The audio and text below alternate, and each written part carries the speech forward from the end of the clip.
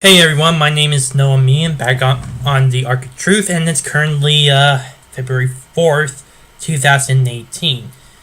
Currently, I'm not really doing too much. I'm not really going to really look into the Super Bowl because it's really, one, it doesn't really have my team. Two, after the whole national anthem sort of thing, I just decided not to really get bothered with it. Besides, I don't really have cable. All I have is really PS4. So if you guys have an idea of how to get like cable or something, please let me know. But anyway, I am going to be talking about what was released on Friday. Now, the reason why I did not make a direct video was because I wanted to make sure I read the memo for myself to make sure I get specifically on what it says correct. So that way I don't make any rush judgments. So what I saw on the memo was that this whole debacle started back in October of 2016. Just maybe 2 or 3 weeks before Election Day on November 8th. So there was something for... So Christopher Steele basically made this Russian dossier in order to try to smear Trump with it to claim he's a Russian spy. We already know about that. But here's the thing. This was actually the same dossier that was used to get the FISA warrant to survey Carter Page, who at the time was one of the advisors to Donald Trump's campaign for the presidency.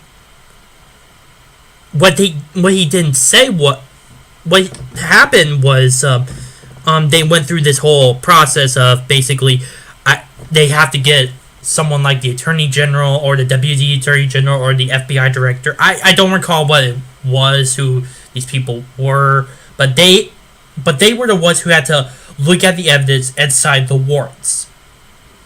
So that's what they did. But here's the thing. One, Christopher Steele never disclosed to the FBI specifically about, or at least the whole body of the FBI about this was funded by the Democratic National Convention. That is a big problem. Second, there was another person. I forgot who it was. His name was Mr. Orr. I don't recall what his position was, but he definitely had a prominent position in the FBI. But his wife was obviously one of the people who was working alongside the DNC in order to get some opposition research on Trump. Now, obviously, opposition research is not an illegal thing to do, but this does show that there would have been a hint of bias over trying to push this whole idea that Trump is a Russian agent into the investigation itself. There was obviously bias for that. And speaking about more bias, the memo stated in that Christopher Steele was so passionate that he did not want to have Trump as our president by any means necessary. That was the biggest shocker. Well, it wasn't like a shocker thing because we already know that a lot of people despise Trump, like somewhat at a personal level. But it's kind of scary how far this whole paranoia of Trump has gotten. And this whole dossier has, despite the fact that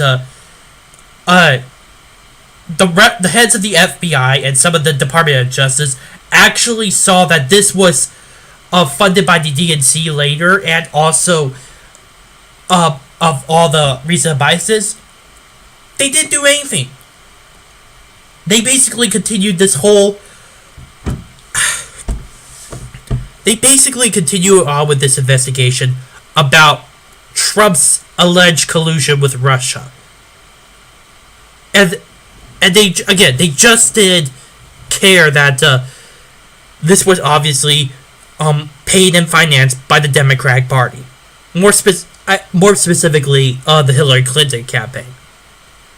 This is what's very troubling, because Trump basically, before eventually being elected as president of the United States, was warning us about how he was being actually surveyed by the U.S. government, and because of basically they just wanted to take him down, kind of like how the DNC wanted to take down Bernie Sanders in the primaries and succeeded.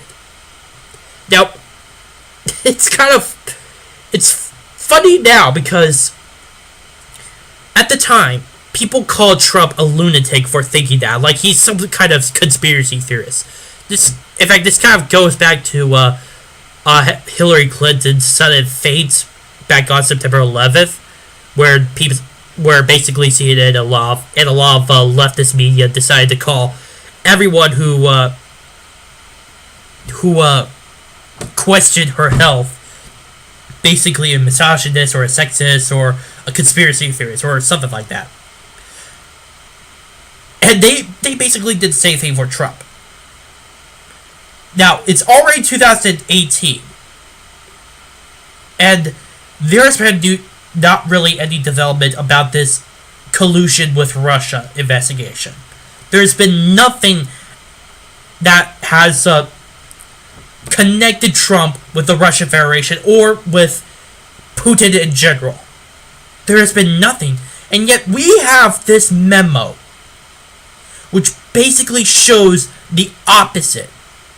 The people who have been claiming Russia were the ones who were actually trying to undermine our democracy, trying to undermine the republic, trying to undermine the electoral college that was meant to stop any tyrannical move in basically election cycles. This is what's kind of scary. I'm not sure if this would be considered like the bigger than Watergate, as Stig Hexenhammer is suggesting. In fact, he did suggest that, claim that in his video 2 days ago. But it is definitely around there. This obviously is gonna hurt the Democratic Party a lot. Come on, you would have to.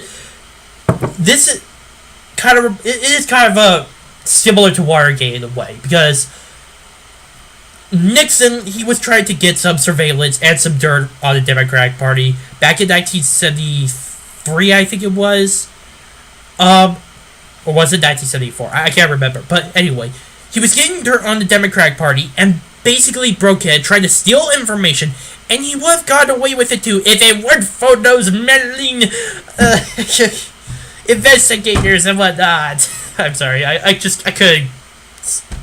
sorry, bad joke. But it is kind of similar to this, because the Democratic Party is now doing the same thing, only this time it's President Obama who's in his second term, using any means by using the Department of Justice and the FBI, and also coordinating with the DNC and even Hillary Clinton campaign to undermine Donald Trump, because they were afraid he may have actually had this election in the bag, which he obviously did. I think that this is definitely gonna hurt the Democrats. It's not really a good PR moves when there is a document showing that you basically manipulated the U.S. government for your own favors to survey your own opponent. It's not gonna go out well, and that's gonna show in the midterm elections. I don't need to do. I honestly don't need to do much in terms of detailing what might happen and like how many seats would the Democratic Party would lose. But honestly, I think they're gonna be wiped out. That's gonna be shown in this midterm, and this memo is gonna be pushed into people's heads by the Republicans. This is gonna give them ammunition. And this is gonna probably destroy the Democratic Party if it doesn't get itself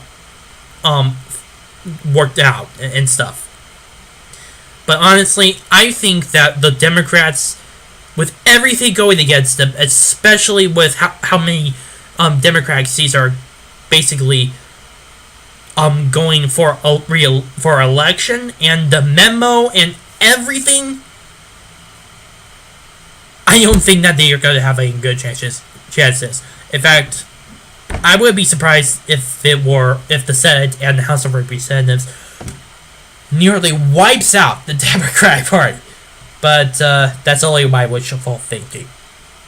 That's all I have for you today. I'm not sure if I'm going to be posting any more videos for this week because I have 2 upcoming tests, and I need to really study for them. So yeah, just to make sure, just keep an eye out if I may be doing a video. But please understand that I have to do some studying and some tests for my college. That's all I have for you today. My name is Noah Mian from the Arc of Truth. See ya.